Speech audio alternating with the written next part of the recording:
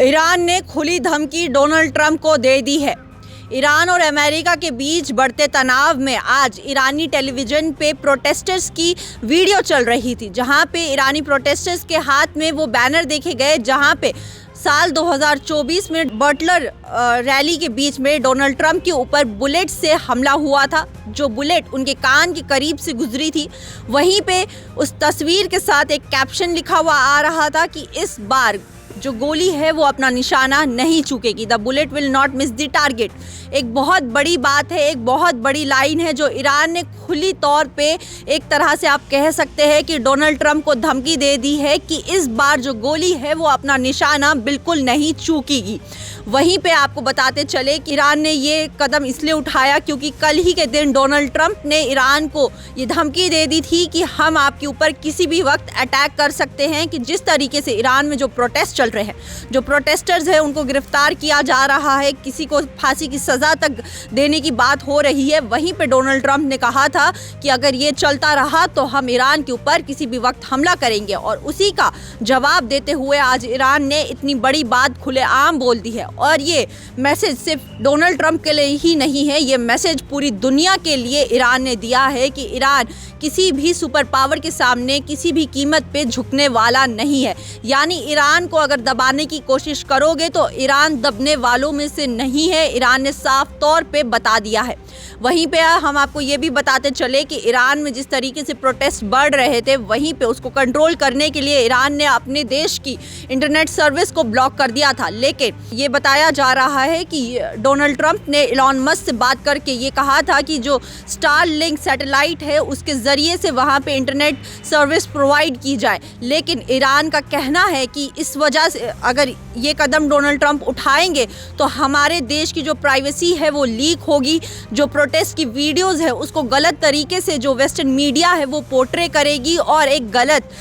पैगाम पूरी दुनिया की तरफ जाएगा और हमारी जो प्राइवेसी है वो इंटरवीन होगी। इसीलिए ईरान दुनिया का पहला ऐसा देश है जिसने स्टारलिंक सैटेलाइट तक को ब्लॉक कर दिया है। वहीं पे ईरान ने एक बार फिर से ये बता दिया है कि ईरान चाहे वो मिलिट्री पावर हो, चाहे वो इंटरनेट से रिलेटेड पावर हो, सोशल पावर हो, सोशल मीडिया से रिलेटेड पावर हो, टेक्नोलॉजी की पावर हो, किसी भी किस्म की पावर हो, ईरान पीछे नहीं है। ईरान अपने मजबूत कदमों के साथ यूएस को सामना करेगा, उसके सामने खड़ा रहेगा, झुकने वालों में से नहीं है। ऐसा आप देख सकते हैं कि जितनी भी रीजनल कंट्रीज़ है, जितनी भी इस्लामिक कंट्रीज़ है, उसमें से एक ईरान ही है जो हमेशा से यूएस को और इजराइल को हमेशा से उनका पलटवार करता आया है। कि जैसा 2024 में आपने देखा कि यूएस ने ईरान के जितने भी परमाणु जगहें हैं उसके ऊपर भी हमला किया था, इजराइल ने हमला किया था, लेकिन ईरान ने उसका पलटवार किया था, वापस से इजराइल को उसका जवाब दिया था। वहीं पे ईरान का ये भी दावा है कि जो डोनाल्ड ट्रंप है वो झूठी सिंपैथी कर रहे हैं, वो यानी सिंपैथी का नाटक कर रहे हैं हमारे देश के लोगों के साथ। वो सिर्फ सिंपैथी इसलिए कर रहे हैं क्योंकि वो चाहते हैं कि ईरान के अंदर उनकी पपेट सरकार आ जाए, यानी वो सरकार आ जाए जो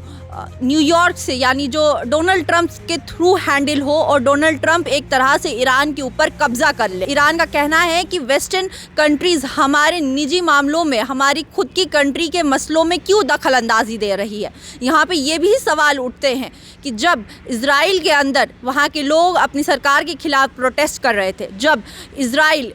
फ़िलिस्तीन के बच्चों को, लोगों को मार रहा था, या जब बांग्लादेश में प्रोटेस्ट हो रहे थे, तब ये सारी सुपर पावर कंट्रीज़ कहाँ थी, तब ये वेस्टर्न मीडिया कहाँ थे, तब इन लोगों ने सवाल क्यों नहीं उठाए, तब इन मुद्दों के ऊपर बातें क्यों नहीं हुई। लेकिन जब ईरान के अंदर उनका खुद का एक अपना निजी मामला चल रहा है, एक उनकी कंट्री का अपना प्रोटेस्ट चल रहा है, तब बाहर की जो फॉरेन कंट्रीज़ है वो क्यों इसमें दखल दे रही है, इसके पीछे उनके क्या इरादे हैं। तो यहाँ पे ऐसा कहा जा रहा है कि डोनाल्ड ट्रंप अपनी एक पपेट सरकार ईरान के अंदर स्टैब्लिश करना चाहते हैं, और ईरान ने ये तक कह दिया है कि जो ईरान में प्रोटेस्ट चल रहे हैं वो डोनाल्ड ट्रंप की जो यूएस की एजेंसीज़ है वो ईरान के अंदर बैठ के इस प्रोटेस्ट को भड़काने का काम कर रही है और दुनिया के सामने एक पोर्ट्रे करना चाहती है ईरान को कि ईरान एक बहुत नेगेटिव कंट्री है, ईरान अपने देश के लोगों के हक में नहीं है। इस किस्म से ईरान को पोर्ट्रे करना चाहती है, पर ईरान झुकने वाला नहीं है। ईरान ने बाकी जितनी रीजनल कंट्रीज़ है उस तक को भी चेतावनी दे दी थी कल के ही दिन कि अगर हम किसी ने भी यूएस की मदद की या यूएस को अपना एयर बेस यूज़ करने की इजाज़त दी तो हम समझेंगे कि यूएस ने नहीं, आपने हम पे हमला किया है और इसका अंजाम आप सबको भुगतना पड़ेगा। जिसकी वजह से जितनी भी रीजनल कंट्रीज़ है, यूएई की कंट्रीज़ है, वो सारे डर के माहौल में आ गए थे और सब ने अपने जितने भी एयर स्पेस हैं यूएसए के लिए बैन कर दिए थे। वहीं पे आज ये खबर भी सामने आ रही थी कि ईरान ने अपने एयर स्पेस को बंद कर दिया था। किसी भी किस्म की एयरक्राफ्ट चाहे वो कमर्शियल हो या इंटरनेशनल हो वो नहीं उड़ सकती थी, लेकिन 5 घंटे के बाद उसको खोल दिया गया है। वहीं पे यहाँ साफ दिख रहा है कि ईरान पूरी तैयारी में है कि अगर किसी भी किस्म का युद्ध हो,